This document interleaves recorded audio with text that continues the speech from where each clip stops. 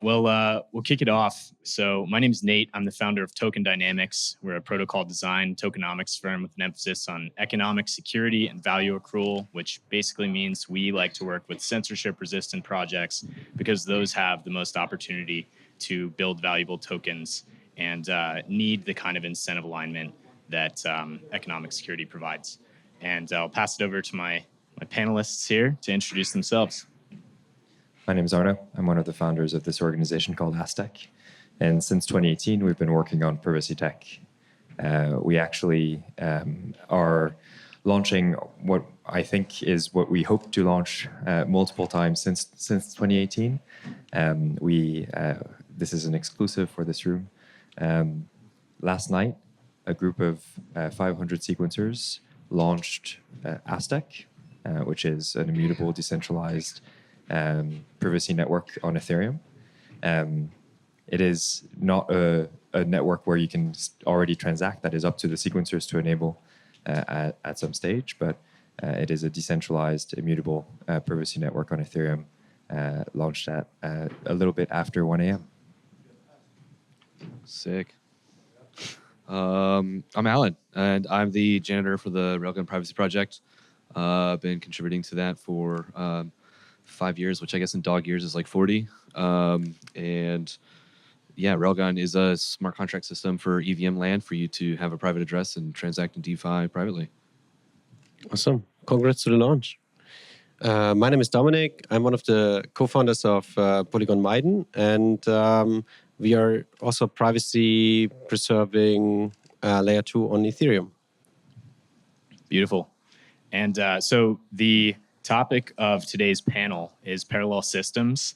And this is a sort of a shout out to the idea of a parallel society. In, I believe it's Czech, it's parallelní polis. You guys may be familiar with this concept. It's literally translates to side city or parallel city. And this concept was written about by two philosophers, Václav Benda and Václav Havel, the latter of which became the first president of the Czech Republic after Soviet communism fell. And they credit this concept with the falling of the USSR. And so you can read in their works and their biographies how they sort of seeded an underground resistance. And that culminated in the complete collapse of the USSR because people started gathering together and forming a parallel society, a sort of underground, until that underground became mainstream. It became so pervasive that everybody knew that everyone else was a part of it, and the facade imposed by totalitarianism was eroded completely. And all of a sudden, the Berlin Wall fell and some other things led up to this. These events started because of an underground subculture that became the main culture. And so what I want to talk about today is how privacy protocols and crypto broadly is able to do that, and the kinds of tooling that we're seeing and how it is providing this opportunity for sort of an underground culture to emerge. So I think starting with that, I would love to ask if you guys are familiar with this, if you have any thoughts on this concept, or actually, before we talk about that, I would like to ask each of you guys, why did you get into crypto? What brought you here? I'll go first. How about that? I love that. How did I get into crypto? So my background is in finance, and I wanted to trade my own money, and it was like a very natural trajectory of degeneracy. I started out with like just regular stocks, and then I started trading like ETFs, and then I learned about QQQ, and that was like moved a lot, right? And I thought it was really cool. Then I was like, dude, wait a second. There's this thing called triple QQQ. It's 3x leveraged QQQ, which is an ETF that measures the movement of the top 100 market caps in the NASDAQ. And then I was like, dude, you know what I can do? I can do even more volatile stuff and do options on leveraged ETFs. And my friends are like, dude, you're missing the boat. It's crypto. And like, I ended up getting into crypto just out of the sheer like desire to trade. But what got me into like crypto privacy was, I started trading on a centralized exchange, moved off into DeFi land. And I was in a Telegram group, and a dude sent me my wallet address, and he was like, dude, that's you, right? How'd you get into whatever it is, right?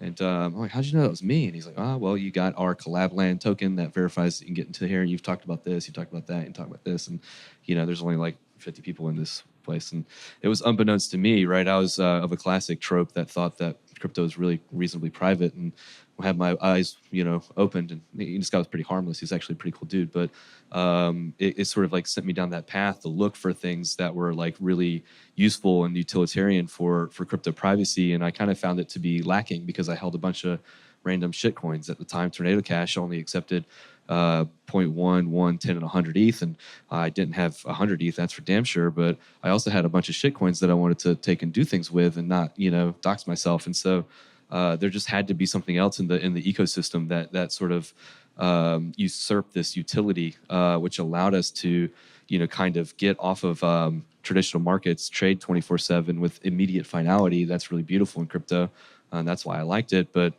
privacy was something that I ended up kind of like falling into by happenstance.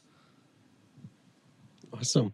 Yeah, like I studied math and philosophy, and then I tried a normal job, but it was not my thing.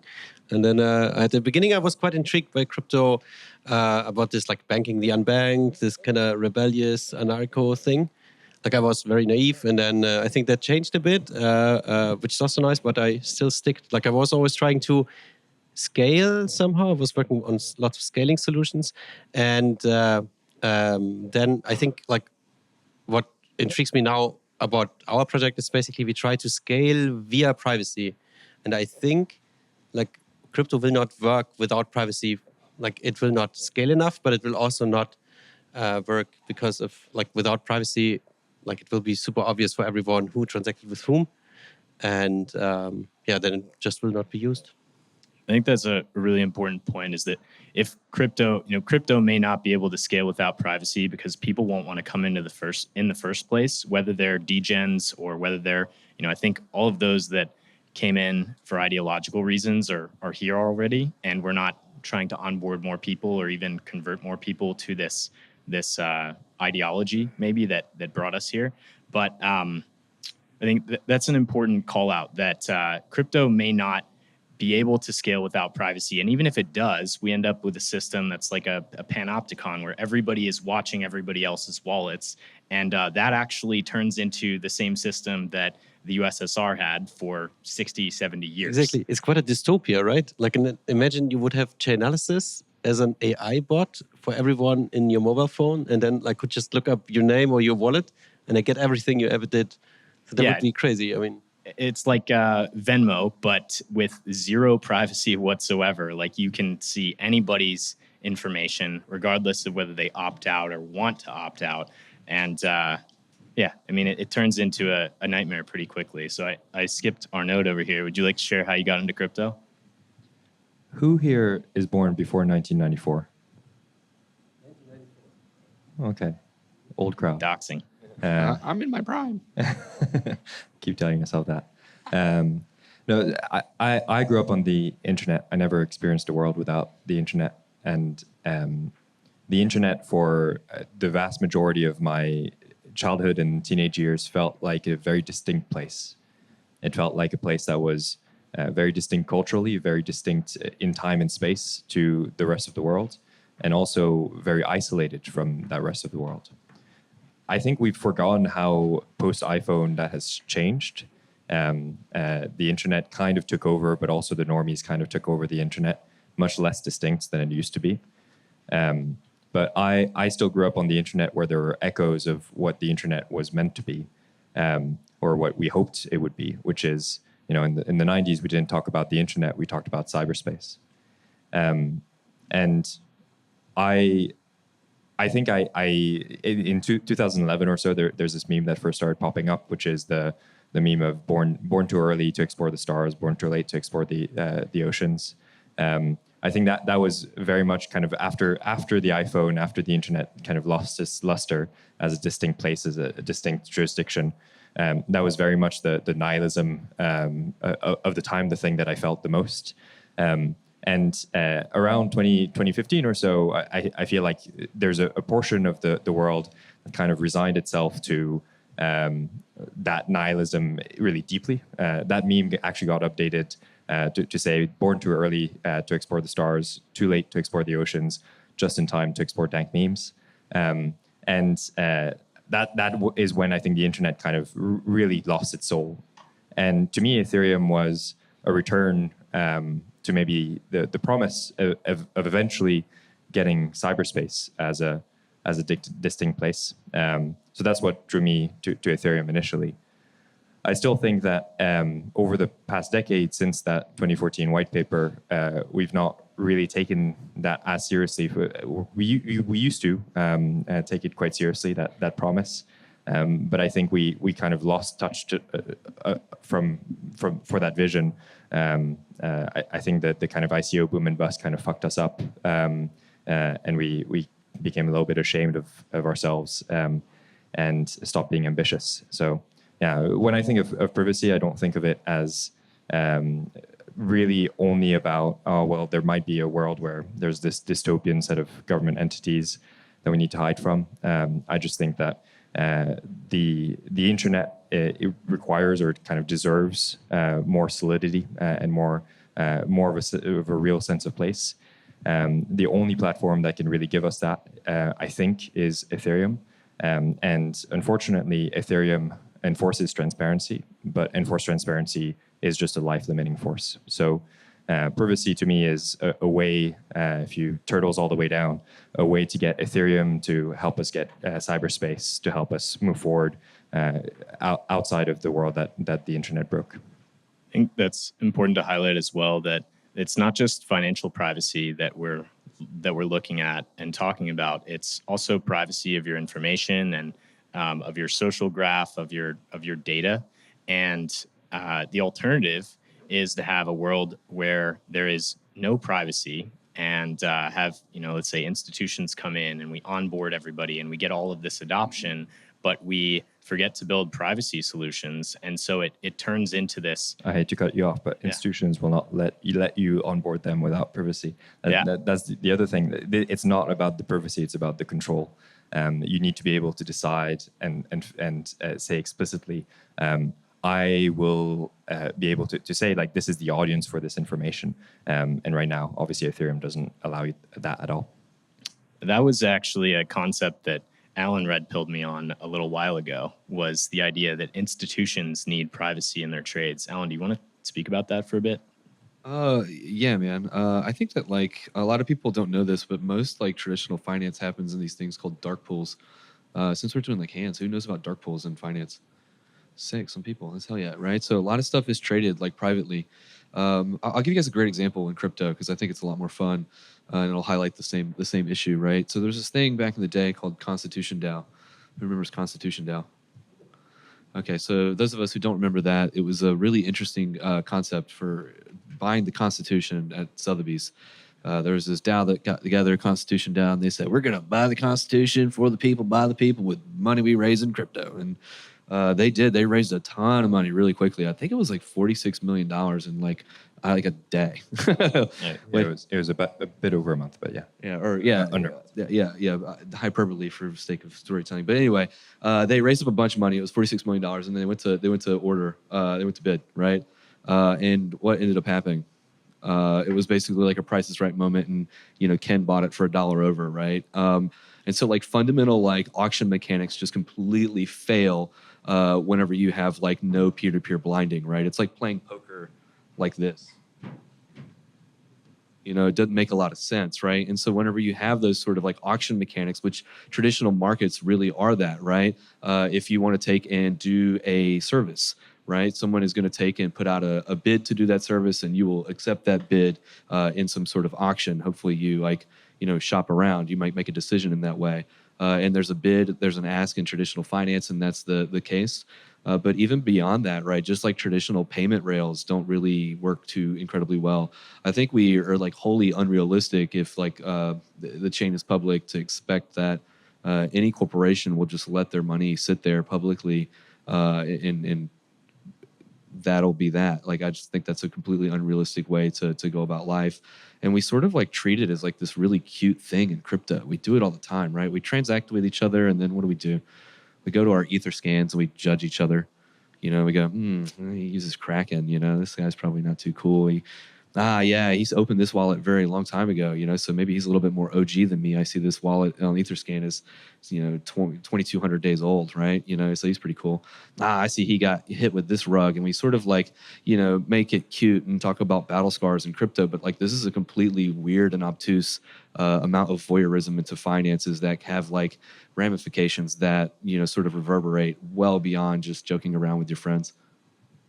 So we see the need for privacy in a couple different places with, you know, and let's say we get there. Let's say Ethereum has, let's say, a sufficient amount of privacy. Going back to the idea of cyberspace and having a parallel space, a parallel society, what does that look like? What does that enable? Like if we were to get privacy, what kind of world could we have, and what kind of you know, parallel society and parallel underground subcultures could emerge from an Ethereum with privacy? Well, I first think like very practical. You could do real salaries on Ethereum, or like, and this is like it's quite hard for many projects that we talk to, is just to pay your contractors or your salaries, or even when you're a foundation, to pay out the tokens, like an airdrop or whatever, and then everyone sees what the other person gets.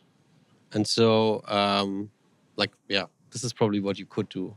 But I'm not sure if this leads into this parallel society, but yeah. Well, I mean, I think it's like you get this like really interesting like parallel world where like it's a little bit more like beautiful and interesting, right? I've seen plenty of stories where like, have you ever seen like a like some sort of like foundation where like their tokens move and then crypto Twitter goes like absolutely batshit? They're like, dude, they're rugging, or like, oh, they sold everything. But it was like just some really boring like key rotation scheme that they have, right? Or something really interesting like that. I think that like the really interesting and like parallel society that we could have will sort of like reverberate to the histories, right? And we'll have like like history won't repeat itself, but it will rhyme, right? And so like I think what would be really cool from my perspective, and why I like working on things like Railgun, is that you can have like, you know, peer-to-peer blinding, and so you can have like this private address, and you can interact in DeFi, and that's really, really cool. But like one of the things that I've always really enjoyed about DeFi is that whenever I build a transaction, I have like the ability to go and like verify that that transaction is going to do like what I expect it to do. Or I can like take and verify the health of a protocol like Aave, and that like the loans are at an LTV that I expect them to be. And so we had like this really interesting like verifiability in DeFi for a lot of things that I think are really, really cool. But I don't think that should extend to like the individual level. And so like when I think about things from like my really dumb finance hat, you know, we have like you know, 10K statements that come out once a quarter. Why do we have to wait for that shit, right? Like, you know, we have that in crypto live in real time, and we know like the health of protocols and ultimately the companies that, you know, revolve around them, and immediately, right? In a lot of circumstances, right? I know that Stani's rich, dude. I mean, that dude's got tons of money, and Aave's doing really good, and I can verify those things. And when I want to interact with Aave, when I send my tokens, I know that they go where I think that they're going to go, right? And so we have this really, really cool, like, sort of maybe similar thing, right? Where people get loans and they do boring traditional things with their loans, and they buy stuff, and it's great, and it has a little bit more richness to it in that way. There's my favorite period of to analogize with crypto and cyberspace is 18th, 19th century USA, or what came to be the USA. And what's really clear during those centuries is, from a migration pattern point of view and from a capital migration point of view, it's really obvious that the meme of America as the future is widespread and widely believed. And you see the dynamics that we've seen over the past decade, right? Where when a meme is really resonant and widespread, you obviously have some grifters and some people who pop up and claim that their middle of buttfuck nowhere plot of land, which has two streams intersecting, is going to be the next metropolis. And most of them are just grifters and scammers, but some of them are right? And sometimes it becomes Chicago. I guess the point is, you know, if you ask 1750 panelist equivalent, like, what will the world become post adoption of this thing called America? I don't think they'll say anything very interesting beyond just, abundance, growth, opportunity. Opportunity for your grandkids, maybe even if it's not just for you. So yeah, that's kind of the answer that I really want to give, right? It's I don't think the job is to predict the future in really precise ways. I just see maybe a little bit of a glimpse of the future when I think of it and want to lean in. Yeah, I like that. It's like privacy enables the space for innovation and for whatever kinds of innovations people want to see happen. But without that, we're not going to see much innovation, and we're going to end up looking just like the existing financial system and maybe a little worse, in my opinion. You guys might differ on that. But with the analogy to early colonial America, I think that's a good segue into the freedoms portion of this title. What kind of,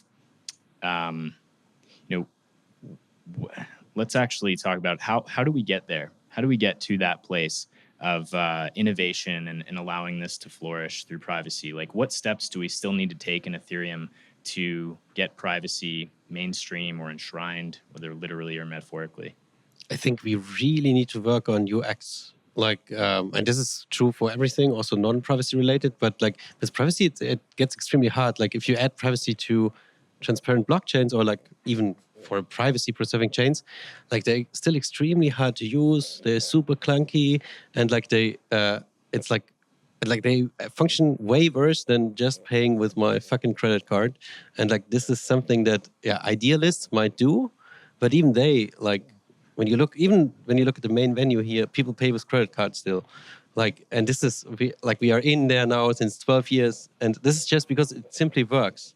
And now we have like abstraction of abstraction, and we talk about privacy. But I think if we cannot really manage to make it work and make it easy to use, then it's just bullshit. And like the thing is, privacy normally complicates things, like in crypto, because blockchains verify by re-execution, right? So you need to somehow build a super complex system that like re-events it, and this normally is even harder to use. And if we cannot solve this, then it's nice to do these conferences and talk about privacy, but like people will not use it. So, and they will still use, like most people I know that want to have some privacy in crypto, they just move it to Kraken or Coinbase and use that as a mixer.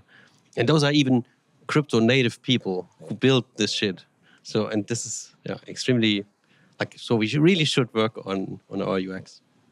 The one bone to pick that I have with that perspective is, well, for one thing, obviously we've been hearing it for 10 years, and if it was good advice, we would have made more progress, right? It's insufficient as advice. But also, I feel like we underestimate how weird the tools that we currently use are. And a lot of, I say often that obviously spreadsheets are really easy to use, right? It's very, very easy for a user who's never encountered a spreadsheet in their life to start using a spreadsheet. And the wrong way to think about it is spreadsheets are easy to use because they have good UX, because that's fucking not true, right? It's a general purpose programming environment. It's the grid of cells that can do absolutely everything. In fact, spreadsheets are easy to use because they're widely used, right? They're not widely used because they're easy to use.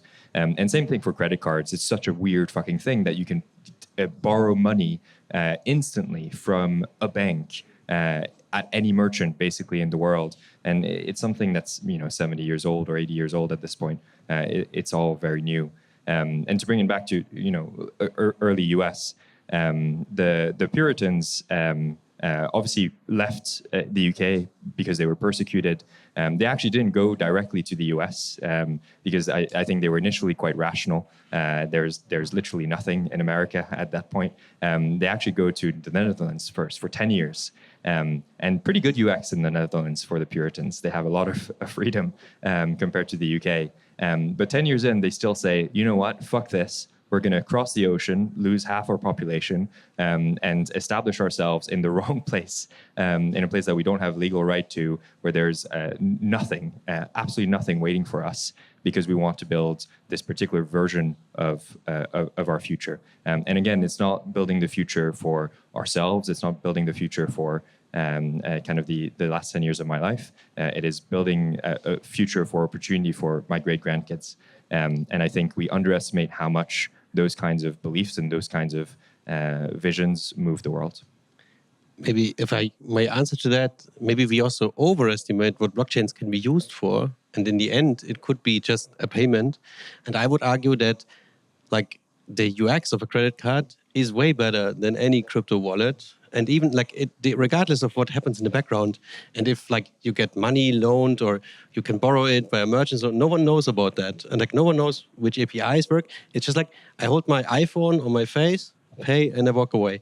And so like this UX, we can still not really match with crypto. No, And I think Records on the blockchain, right? No. I agree. I agree that the UX now is right. My point is, the early UX was no one knew what it was, no one knew how it worked, no one knew how they can use it, and for everyone involved, it was terrible UX. Right? You had to manually copy the numbers as a merchant. You had to send them to your bank, who had to manually reconcile to accounts with other banks that they may not have a commercial relationship with, and the UX only got good because we acquired quite good, quite deep common knowledge as a culture, as a network about how these things work and how these things ought to work. So we shouldn't front load things that come from adoption, if that makes sense. that makes sense. Yeah. And there's, I would also argue that the privacy of credit cards is far superior to crypto, even, until we have widespread privacy with large anonymity sets. Credit cards are a better way to pay more anonymously because only a handful of people will know that you've transacted rather than everybody knowing that you've transacted. Yeah, I think so. To your question, it was like, how do we get there, right? And from my perspective, and like contributing to things like Railgun, is that it's about doing stuff and like shipping products and shit that people are going to use, and like they use them, and you get this feedback loop, and you figure things out, and you learn from that like contact sport and like that that feedback loop from people yelling at you in Telegram and Discord and on Twitter and saying shit sucks, right? Like that's really where like that's like the worst part of it, because it's just like it's literally shoveling shit the entire time, and like but you learn so much. Railgun was an idea in 2020. It shipped beta in 21. Beta was an absolute nightmare. Rail addresses weren't really that great. We didn't have nearly enough circuits, and so we said, "Hey, we're going to do 9." We thought that was enough, and it wasn't. And we learned and we iterated and we developed a V1, and then we developed a V2, and then we started figuring out how to do DeFi integrations and learning about DeFi.